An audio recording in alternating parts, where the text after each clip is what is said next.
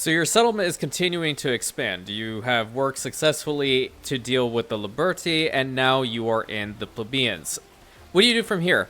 There's a lot of new stuff that's being thrown at you, but I'm not going to touch on every single thing of the Plebeians right now. What I really want to focus on are two really important gameplay mechanics that are introduced with their tier before jumping into their needs. So, I hope you're having a great day.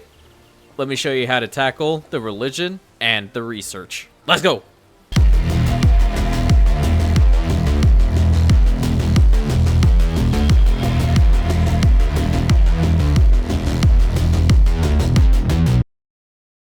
Welcome back, everyone, to another of these wonderful little guides to help you get better with Anno 117, or just a little bit of a refresher. Either way, doesn't matter. You're here, you're doing great, no stress necessary.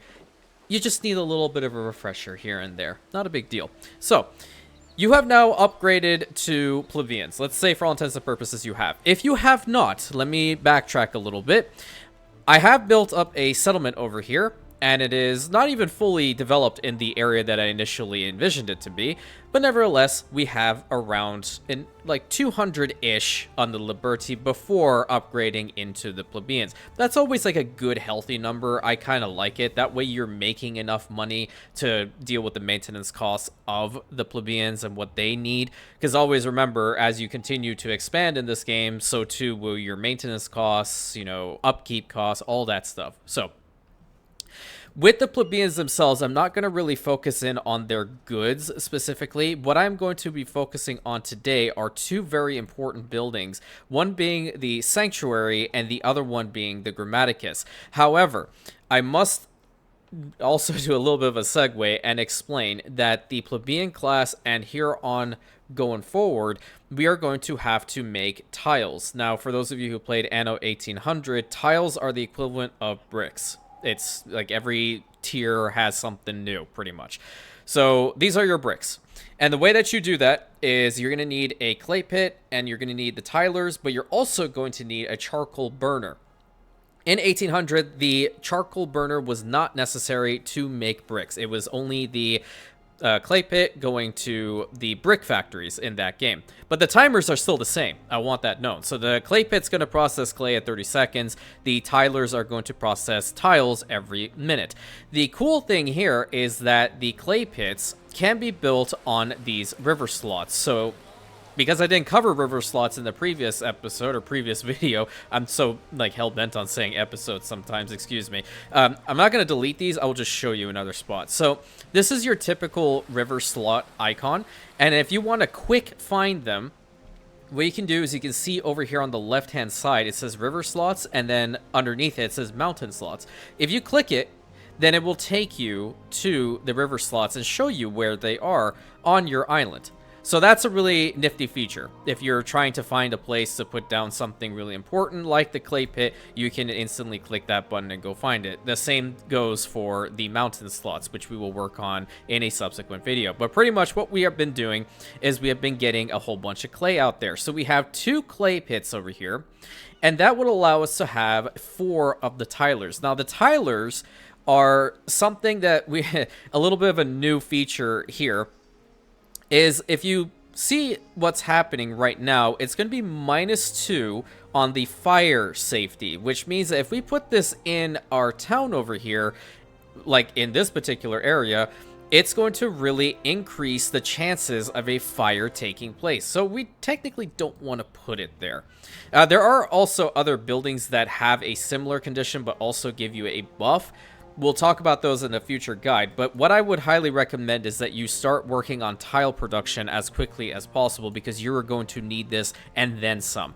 So a good amount to make is have like 2 clay pits, 4 tilers, and have 2 of the charcoal burners, which also do suffer the same debuffs. But in this particular situation, they're going to be -3 health and -3 on the fire, which we don't want to massively expand on that. So if we put it in the middle here, first of all, it's not like it's going to produce anyway because there's not enough trees. But in the off chance that you wanted to put it in here, make it like a full-on inferno, it's definitely going to impact those homes that have the down red arrow, which is not really ideal. And the reason why I'm saying we get 2 charcoal burners is because we're going to be using this for a future need for the plebeians. So it's not bad to have 2 of them out there at any given time. But now moving on from this, you are starting to stockpile a whole bunch of tiles, okay? And you're at the point that you have upgraded enough of the Liberty to have a decent amount of plebeians. So over here, you can see that I've upgraded 4 blocks to the plebeian classes. And the first building that I want to touch on, which in my opinion is more impactful, a lot more important, is the Grammaticus. The Grammaticus is going to make it possible for our people to generate research points in the immediate vicinity. So all these guys that have the up arrows would be giving us some research points. And this seems to be a pretty good spot for it. So let's just go ahead and slap this thing down. And if you look up here, the total knowledge is increasing. And that's really good because that's what we want to see. We're going to immediately go over here to the research tab. And now we're going to be greeted, instead of having these grayed out icons similar to these as we saw in the previous video, we now have green icons over here available. We have the purple ones available for the civic, and we have the red ones available for the military.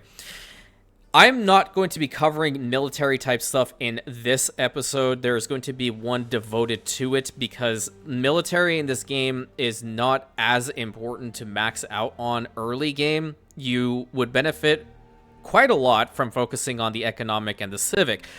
But what are my personal recommendations having played the game for a decent amount of time? Well, my whole thing is I like my life to be easy. Okay, I like my life to be easy. I don't care what Ben has to say to me right now. And I really want to do my best to make as much money, be as effective as possible, get the economy stable to continue my build. And this is what I recommend for starters. So trade post improvements, what does this do? First and foremost, if you are a Anno veteran, if you played Anno 1800 or any of the previous ones, you will know that, or let's stick with Anno 1800 because it's most recent. With Anno 1800, the moment that you get up to the workers, if you have enough bricks, you can just go over to the main harbor and upgrade it, increases storage capacity. Here, on the other hand, if you were to go to the main harbor down here and click on the ramps, you will notice that it is grayed out because you need to have the research conducted. And this is something I personally like. It slows down the pacing of the game to your play style, your speed, and all that stuff. So, and I am a big fan of research trees, truth be told. Research trees and mission trees, I like them. So what you would want to do, in my humble opinion, is click the trade post improvements first.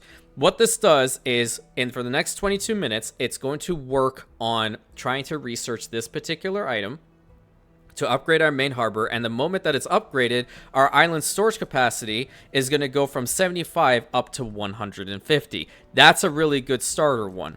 Immediately following that, I personally really like the sewing circles research, and immediately following that one, I go for the fish markets.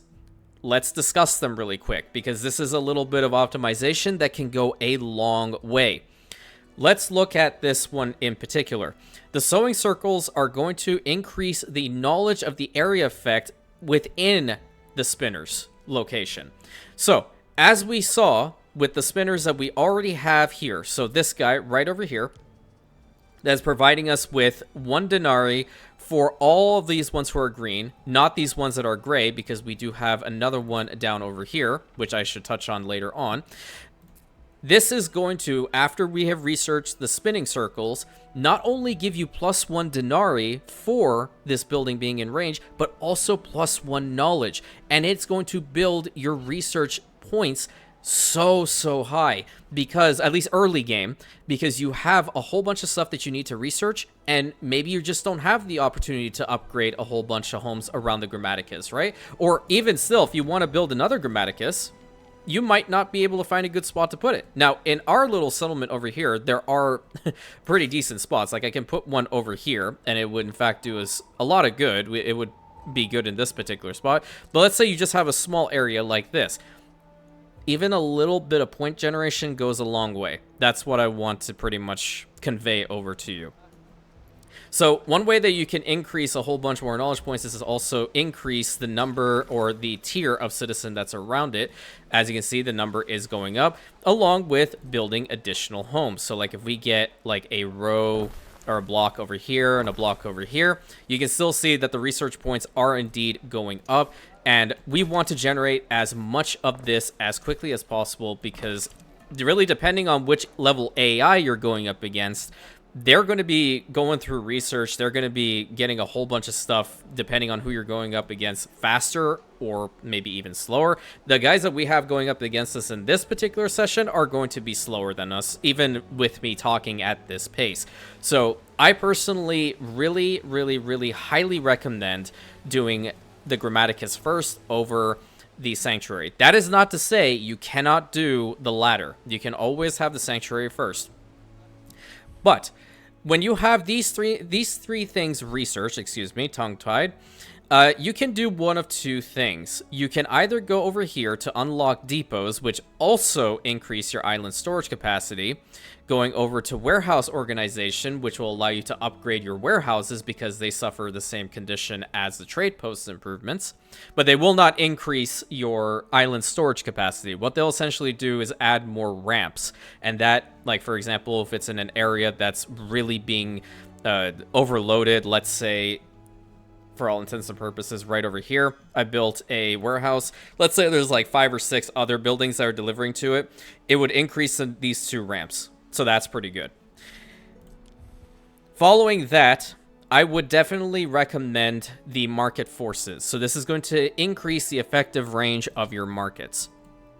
Following this one, I would definitely mention that the flagship cargo slots plus additional 2 is always fantastic, because you can go and deliver and or buy things a lot easier, and we only have the 2. So obviously 4 is better than 2 in this particular situation. After all of that said and done, you can go through and look at the different types of research that the game has. It'll provide you with additional bonuses. Like, for example, with the voluntary vigilance, it's going to increase the number of available patrols with your safety squads and all that stuff, which I will touch on these guys in the subsequent guide because they have their own little mechanics and all that stuff. A whole new cult that you can swap out, which we're going to talk about those in a moment. You can have little discoveries over here, which are also amenities like the wells. It'll cut down on the fire issues. We have the latrines that, Morgan, a channel subscriber, has implanted this into my brain. He's calling it the poop shacks. It's right there. Same goes for watchtowers. You can upgrade to better ships and all that. But for early game, this is the track I recommend. Trade post improvements, sewing circles, fish markets, market forces, quarter mastery, voluntary vigilance. This is a great startup. And if you want to move, if you don't like one of these to be before the other, you can always drag it up and replace it. You don't have to fully get rid of them over in this track. So now we're going to focus on the sanctuary building. Now, the sanctuary is essentially your people praying to a specific deity that you can select. So this is probably going to be the best location that we can put it in the town, and let's see the bonuses. So it's going to provide +1 on the happiness and +2 on the belief. Let's go ahead and put it down. And as you can see, there's going to be a pop-up, more than likely it comes over here, that says hint for a patron god. Now, this allows us to choose which of the gods we want to pray to in our settlement over here. So you can either choose to accept this or do it yourself. And then you're going to go to the menu over here at the left, which I should have mentioned. You can hit Control R to access it, or just hit this little candle, the lit candle over here for the religion. And we're going to go through these briefly. There are a couple of deities that you can choose from. There's Ceres that mostly focuses on, grain farms, all types of farms, like for vineyards, for beer, for olive oil.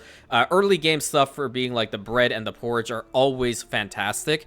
One thing that she's really good for, and I would honestly recommend her for your first playthrough, is the fact that as you continue to increase in your belief, her perk is that all residences provide additional population over time. So like, for example, at 250 devotion, you would get a +1 population size over here. At 1,500 it would be 2. At 4,500 it would be 3. And at 11,000 would be 4. And then her additional bonuses over here with the devotion are productivity boosts. Now, I personally love productivity boosts in these games, making my life, again, easy, which is fantastic with Sarah's and a whole bunch of farms. But it's only for these particular production chains, so bear in mind. But let's say, for all intents and purposes, you are not a fan. You don't care necessarily about the population. You can build a whole bunch and you will be fine. You can always go with Neptune. Neptune is also a very good early game and late game deity to always maintain on your island. And or islands, honestly, mostly because of the first two. So with sardines, you're always going to have sardines on all of your islands anyway. If you want to speed up the process, and if you're only staying on the minimalistic track that you want to only provide one particular good to your people, sardines is a really good one, and it'll be pretty damn fast. And with him, newly constructed ships are more durable and have reduced money upkeep. That is more of a mid to late game type mechanic, because early game, you're not going to really want to be churning out a bunch of ships. What your early game plan is to maintain a stable economy, maintain it and expand it. That is not to say that he cannot help you. I mean, that's going to be great because you're going to get the upkeep cost reductions, increase hit points. That's fantastic. And, you know, so on and so forth as you continue going down the track. And same goes with productivity bonuses, you know, for your fish markets over here. So Cuckolds is something that's the equivalent of the sardines up in Albion, which I am going to be talking about Albion in subsequent guides, so don't worry about that one. Garum is also very, very important. If they can't make it on the main island, don't worry about it. There is the bread that you can provide to everybody on any island. It does not matter. Mars, on the other hand, Mars is very situational, and this is where, you know, I've seen some videos on YouTube kind of saying like, hey, you want to get stupidly rich early on? Pray to Mars, make a whole bunch of armor sets, boom, done. Because essentially that's what it does. That's what he does, rather. The increased devotion is going to increase productivity with weapon chain sandals, with armor, and for charcoal. But truthfully, like, if you're just starting off with this game, that's a lot of added stress, and if you're not like careful on balancing it all, you're gonna find yourself kind of scratching your head and be like, wait, hold on, I gotta do other things now? That is to say, like, when you want to recruit units, which there are land units in this game, Mars is definitely the best patron to pray to. And what you can do is when you have more islands, you can specialize them to these gods. Let's say you have one island that you want to have as your breadbasket, devote it to Ceres. If you want to have another one that has, like, let's say macro fertility, the sardines, and maybe like the oyster seashells and stuff like that, you can devote that to Neptune and make that your grand port. If you want like a full castrum idea, you can devote it to Mars, and you will be insanely strong. But that is more of a mid to late game type situation. We're only dealing with the surface level on your startup. Call to Minerva, you have to research and or get it from the Hall of Fame, which I haven't discussed. Same goes with Mercury, which really deals with passive trade. And then these two are the Albion deities, Epona and Kernunos. I believe that's how you say his name. It just always makes me remind of Kurnos from Warhammer for some crazy reason. More than likely the inspiration. But we will talk about these two when we deal with Albion. But for the time being, on our island over here, I'm going to activate for Ceres. And it's going to start going up. Now, the number on the right is going to indicate our total island belief.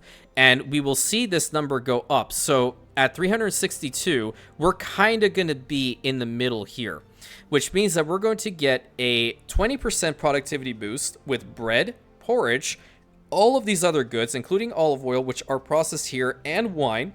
And we're also going to get +1 population.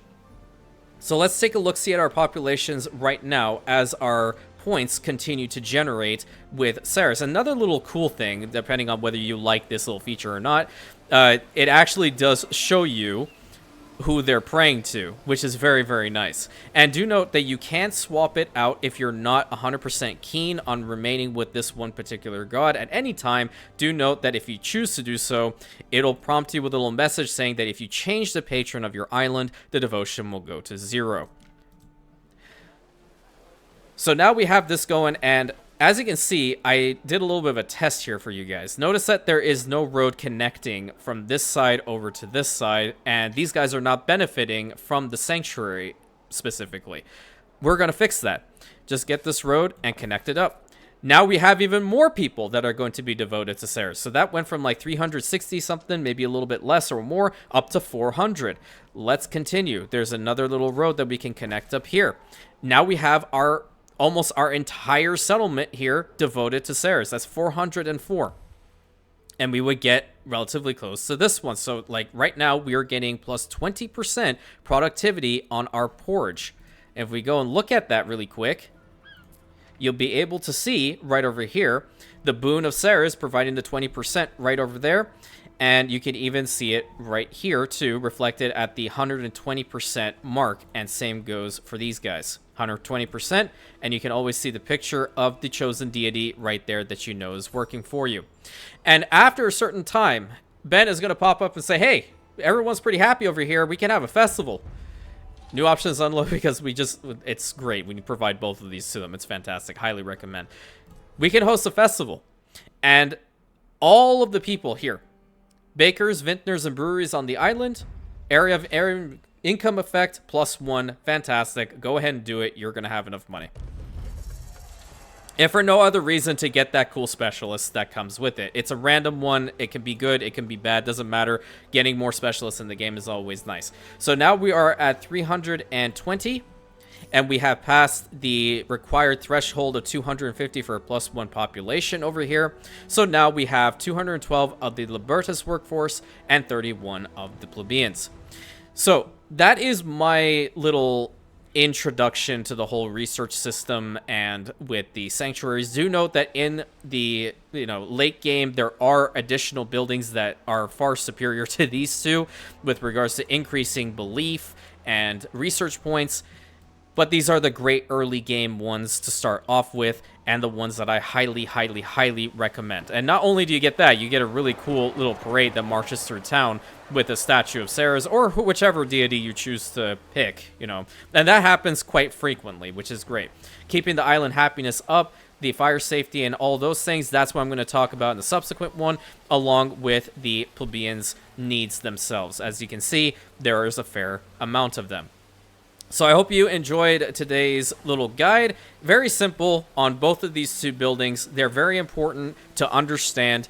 And if you have any questions on additional ways through the track of the research tree, please feel free to ask. If you even want additional questions or have additional questions about the sanctuary and the different gods, how you can min-max certain things, please, by all means, put it in the comments section. And until next time, thank you so much. Please consider like, comment, and subscribe, and hit that bell button, sharing it with your friends. And I'll catch you on the next guide, guys.